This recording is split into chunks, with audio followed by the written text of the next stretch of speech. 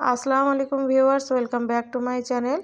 আশা করছি সবাই খুব ভালো আছেন। আলহামদুলিল্লাহ আমরাও খুব ভালো আছি। তো আজকে আমি এক জায়গায় একটু গিয়েছিলাম, আমার ননদের বাড়ি নেমন্তন্ন ছিল, ওখানে গিয়েছিলাম। তো ও যে স্টাইলে বিরিয়ানিটা বানালো আমি সেটা দেখাবো। এই যে ও প্রথমে ভাতটা করে নিয়েছে, আলুগুলো আলাদা সেদ্ধ করে ভেজে নিয়েছে তেল দিয়ে, আর মাংসটাও বিরিয়ানি প্রসেসে রান্না করে দিয়েছে। আমি যেহেতু ততক্ষণ পর্যন্ত ওখানে পৌঁছাইনি, তার জন্যে আমি শুধু সাজানো লেয়ার করাটাই দেখাচ্ছি এখানে।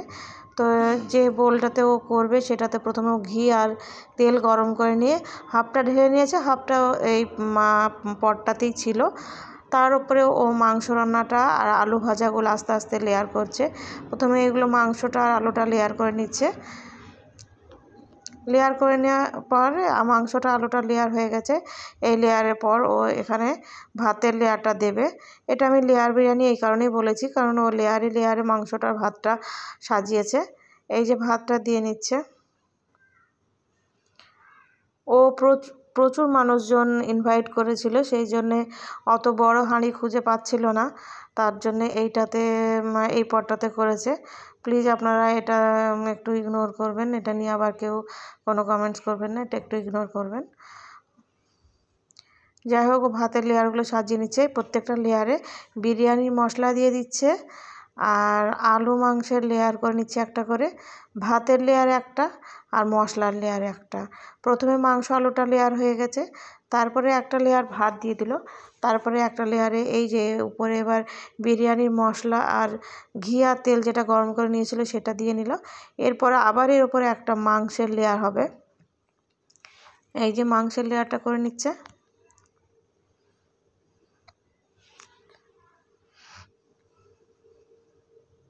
আমি ভাবলাম ওর স্টাইলের বিরিয়ানিটা আপনাদের সামনে একবার দেখায়, আর আমার রান্না তো আমার চ্যানেলে থাকবেই, তো আপনারা দেখে নেবেন ওখানে।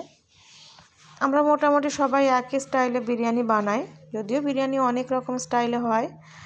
তো এই যে মাংসের লেয়ারটা করে নিচ্ছি, এর উপরে আলু দিয়ে দেবে।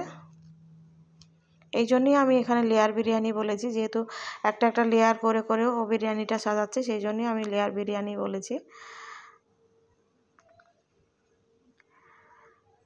আলুগুলো মাংসগুলো ভালো করে সাজিয়ে নিই। এর উপরে আবার একটা ঘি আর সাদা তেলের যে এটা করে নিয়েছে, গরম করে নিয়েছে, সেটা যাবে। পাশে কড়াইতে আছে ঘি আর তেল গরম করাটা, আপনারা দেখতেই পাচ্ছেন। এবার এই লেয়ারের ওপর আবার এক লেয়ার ভাত যাবে। এইভাবে প্রত্যেকটা লেয়ার করে নিতে হবে। রান্নাটা ভালো লাগলে আমাকে কমেন্টসে জানাবেন।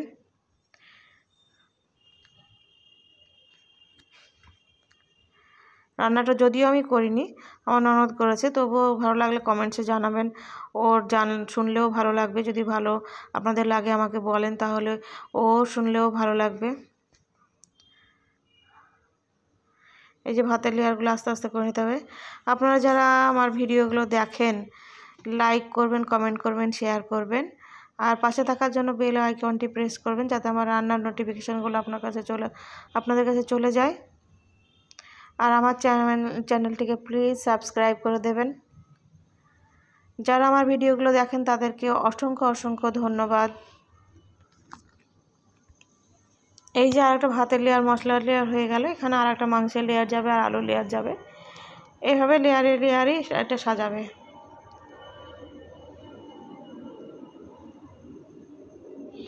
এই লেয়ারগুলো সাজানো হয়ে গেলেই ওপর থেকে গোলাপ জল, কেওড়া জল আর আতর আর জাফরান কালারও ভিজিয়ে রেখেছে, সেইটা ওপর থেকে স্প্রেড করে দেবে।